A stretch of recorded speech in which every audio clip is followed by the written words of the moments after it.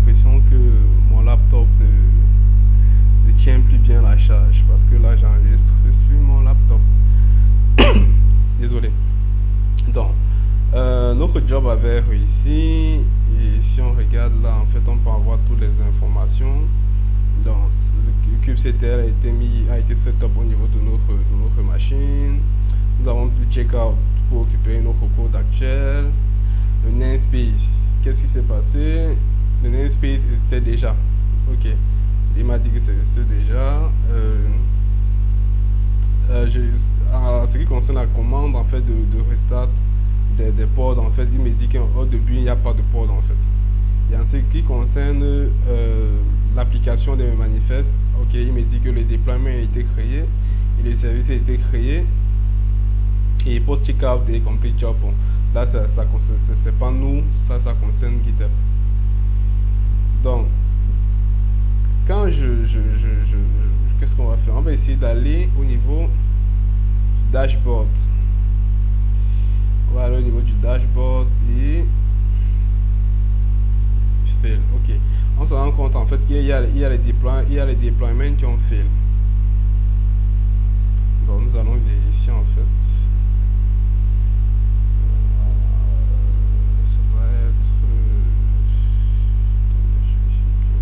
Je ne pense pas que ce soit au niveau. C'est au niveau de. Non, ça peut pas être ici. C'est pas au niveau de service. Non plus.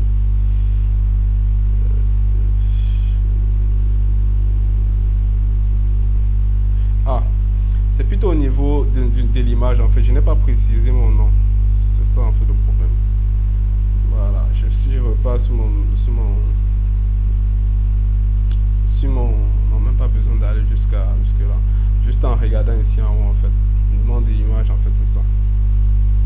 Donc c'est ça que je dois mettre au niveau du deployment en fait. Et j'ai seulement mis le nom de l'image seul. Donc on va relancer notre pipeline git commit-m. On va dire quoi? Push. Non, fix image deployment. Voilà. Donc on va faire un push.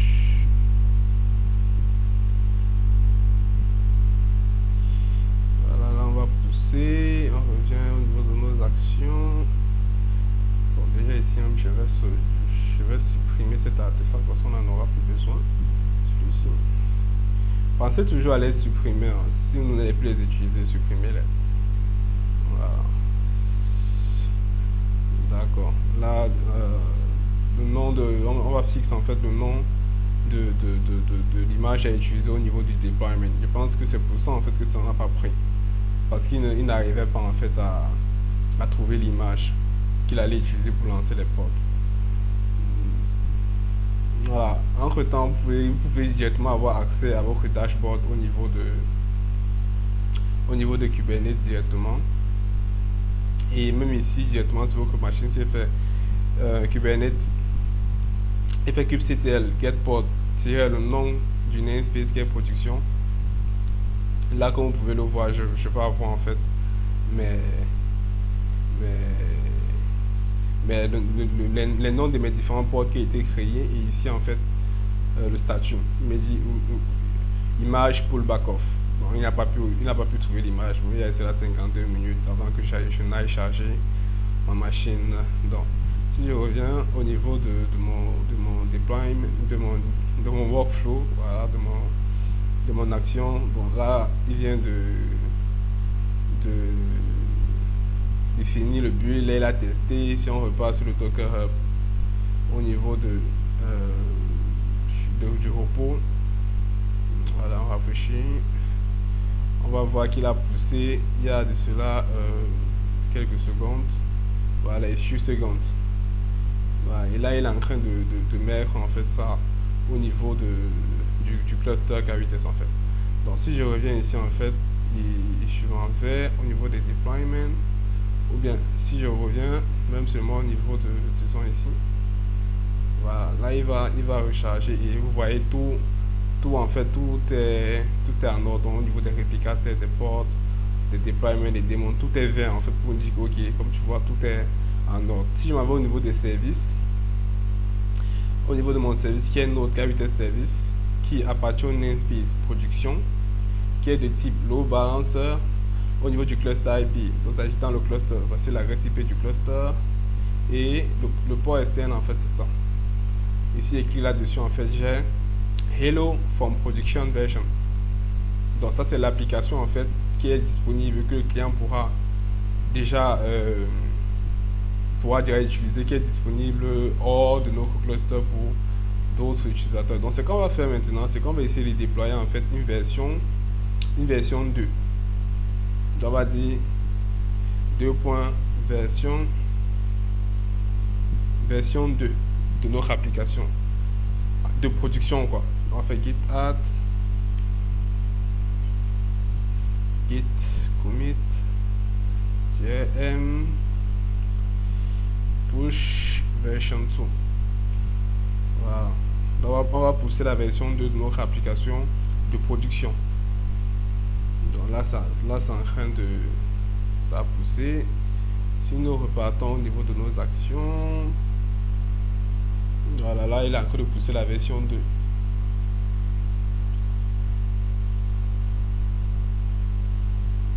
Voilà. Donc moi je vais essayer de faire un peu, ouais je dis ça, d'avancer la vidéo parce que bon, souvent ça prend un peu, ça va prendre environ au minimum 3 à 4 minutes pour pouvoir effectuer ces opérations aussi. Donc si nous revenons un peu sur le dashboard Kubernetes, nous pouvons connaître au niveau des ingresses. Bon, ça c'est encore un autre sujet là-bas. Nous n'avons pas d'ingress. Au niveau des réplicas 7, vous allez voir, nous en avons deux. Nous avons celui-ci et celui-ci qui sont nos... Ah, apparemment j'en avais mis 3. Ça là. Ah non, ça va. C'est celui-ci en fait. C'est celui-ci. Donc, nous avons deux en fait. Vu que la première fois en fait, il avait lancé plutôt l'image Node Kubernetes Production. Et ça n'a pas marché en fait. Et celui-ci en fait qui appartient au namespace de production, il a utilisé plutôt l'image des vivants Node Kubernetes Production. Et là, il a monté 2 ports sur 2. Donc, c'est bon. Et ça a été créé il y a de cela 2 minutes. Si on va au niveau des ports, on va voir en fait que ici en fait il y a les ports, il y a les différents ports qui sont là. Et vu que j'ai mis rollout update ici au niveau de mon action de déploiement ici, ce qu'il va faire en fait, c'est qu'il va arrêter les ports précédents et il va les redéployer. C'est pour ça que vous allez voir ceux-ci qui sont en gris, donc qui sont en terminating, et il va lancer en fait les nouveaux ports en fait au fur et à mesure. Donc il va supprimer, il va lancer l'autre, il va supprimer, il va lancer l'autre. Donc voilà les deux nouveaux. Et si je viens ici en fait, j'aurai la version 2 de mon application qui est en production. Donc ensuite, qu'est-ce que nous allons maintenant faire? C'est que nous allons créer en fait la branche en fait de test. Donc on va dire en fait git, on va créer notre branche de test. On va appeler ça test staging. Voilà. Donc git checkout-b staging, ça c'est notre branche de test. Et ce qu'on va faire en fait, c'est que au niveau d'ici, on va dire quel est le trigger. Ça sera un push sur la branche de test, ou bien un pull request sur la branche de test, ou une action manuelle. Et ici, ça sera la branche, ça sera le namespace de staging. Et ici, en fait, ça sera plutôt l'image de staging, sans oublier le titre ici. C'est tout. Et ici également, il va falloir aussi changer le nom de l'image. Voilà, c'est tout. On n'a pas besoin de changer le port vu qu'ils sont dans deux namespaces différents. Donc il n'y a pas de problème. Au niveau des services non plus. C'est totalement transparent. Tout ce qu'il va seulement falloir faire, c'est de faire attention en fait à l'image qui sera utilisée au niveau du deployment. C'est tout. Donc staging, namespace staging, le nom de l'image, staging, c'est tout.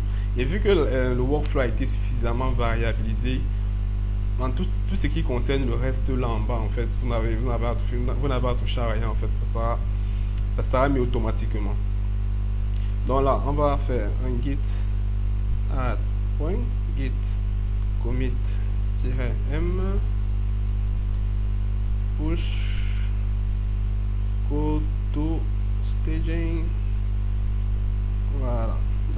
pousser ça en staging, git push origin staging.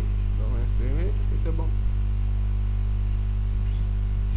Voilà, donc maintenant nous allons revenir au niveau de nos actions. Si on revient dans l'action, voilà, on va voir push code to env staging. Et là-bas, la branche en fait, c'est la branche staging qui sera notre branche de staging. Voilà, pardon pour la tautologie. Et ici, en fait, ce sera la branche main qui sera notre branche de production. Donc là, il est en train de déployer en fait notre application au niveau de notre environnement de staging. Donc il va builder l'image, il va la tester.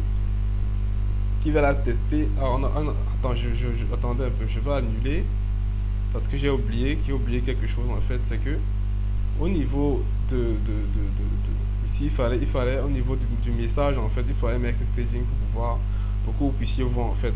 Donc on va mettre version 1, voilà, on va dire git add git commit -m change index.js message, voilà. Ensuite on fait git push origin staging, c'est tout. Voilà, là il va vous dire hello world à partir de la version de staging de notre application Node.js. Donc là on va juste revenir au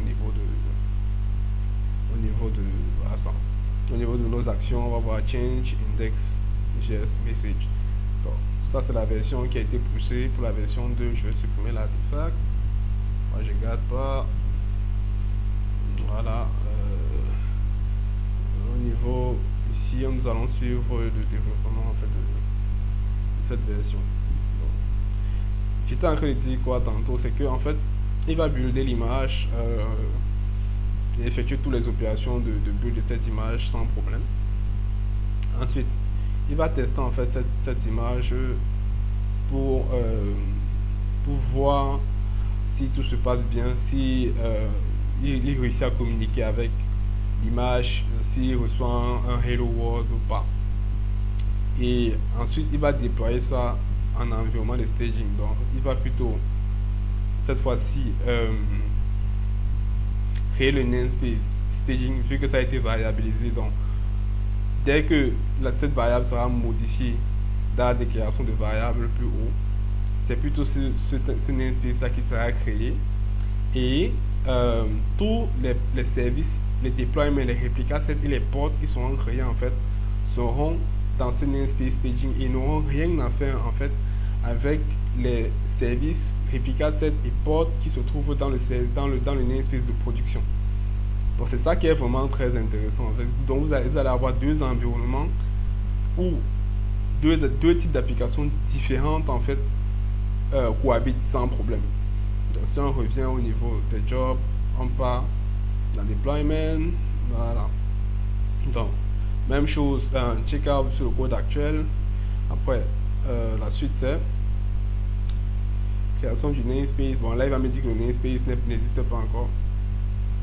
Echo namespace, bref, lui il me dit que ça existe déjà, parce qu'il a d'abord créé, après il a voulu taper cette autre commande ci, restart deployment. Ok, là il va restarter le deployment et ensuite il va appliquer tous les environnements en fait, tous mes manifestes dans l'environnement de staging. Comme pour voir la kubectl-n staging applique les manifestes qui vont se trouver dans le répertoire K8s, donc c'est-à-dire le deployment et le service, et vous pouvez voir que ça a été créé à ce niveau. Donc maintenant si on repart au niveau de mes services, vous allez voir j'aurai un autre service ici, mais qui a le même nom que celui-ci, mais qui appartient plutôt au namespace staging ici. Bon là il n'a pas encore eu un external endpoint parce que en fait ça prend quand même un peu quelques temps pour que Digital Ocean vous donne ce external endpoint. Donc si on repart au niveau des ports, même chose, on va voir en fait on aura deux ports qui appartiennent à un même réplica set, mais qui appartiennent au namespace staging.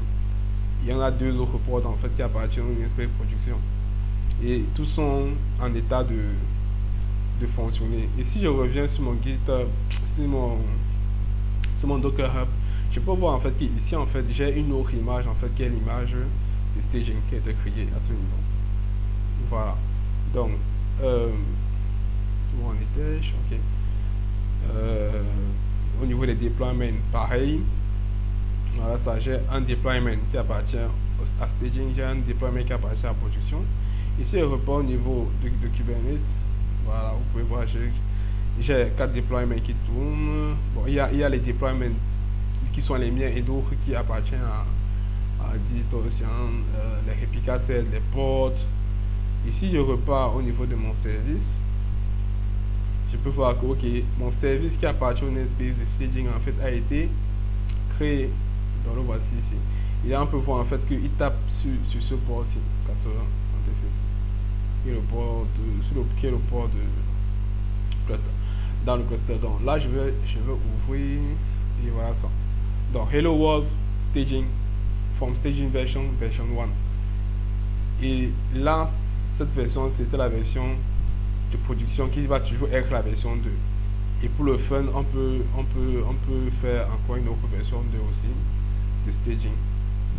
Disons même version 1000. En fait, il n'y aura jamais conflit. Donc là, commit version, non, c'est push, voilà, version 1000 of staging. Voilà. Et ici on va, qu'est-ce que je fais?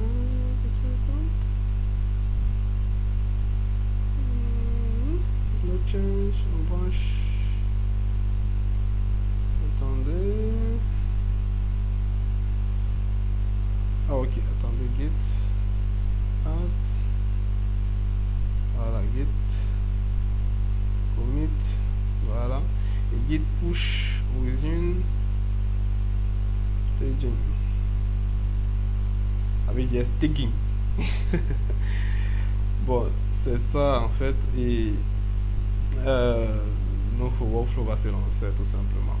Et là, on ne se casse plus, on sait que ça va aller là-bas et c'est tout quoi. Nous pouvons faire autre chose. On sait que dès qu'on appuie sur le bouton, tout est assez automatisé pour faire ce qu'il a à faire. Donc entre temps, on va regarder un peu ce que DigitalOcean propose. Donc, ici nous avons notre pool, qui est le pool de nodes. Attendez, ici, je pense qu'ici c'est pour avoir les métriques, voilà, pour monitorer un peu notre cluster. Ça c'est le marketplace pour pouvoir ajouter des fonctionnalités à notre cluster, Nginx Ingress Controller, Certificate Manager, etc. Grafana, Loki. Bref, il y a beaucoup de fonctionnalités que vous pouvez étendre à votre cluster. Là, on a les informations à propos. Et hormis de ça, en fait, comme je disais tout à l'heure, nous pouvons lier nos ressources à différents projets. Là, par exemple, on va dire First Project qui est le projet par défaut. Ici, on va voir en fait le Croplet qui est utilisé en fait pour héberger notre cluster. Donc, si je clique là-dessus, Proxy, Skype, Data Storage, laissez-moi d'abord.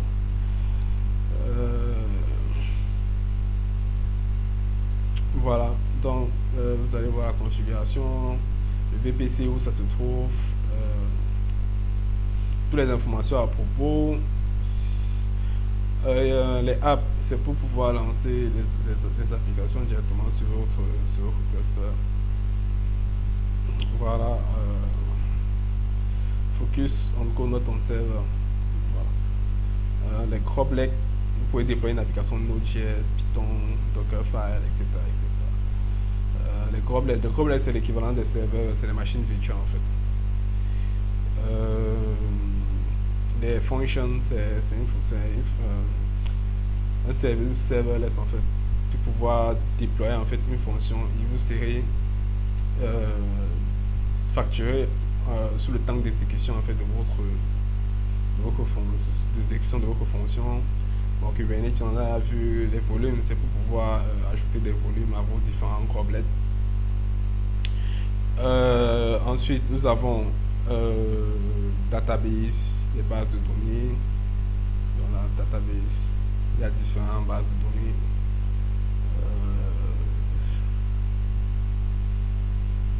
Voilà. MongoDB.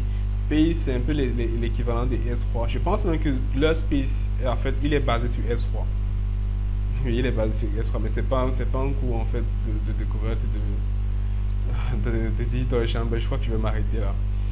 Donc, container enregistré pour enregistrer images, pour pouvoir sauvegarder les images de vos problèmes, networking pour pouvoir travailler sur vos réseaux, monitoring pour pouvoir monitorer, add-on pour pouvoir ajouter vos add-on billing, pour pouvoir voir vos billing du mois en fait.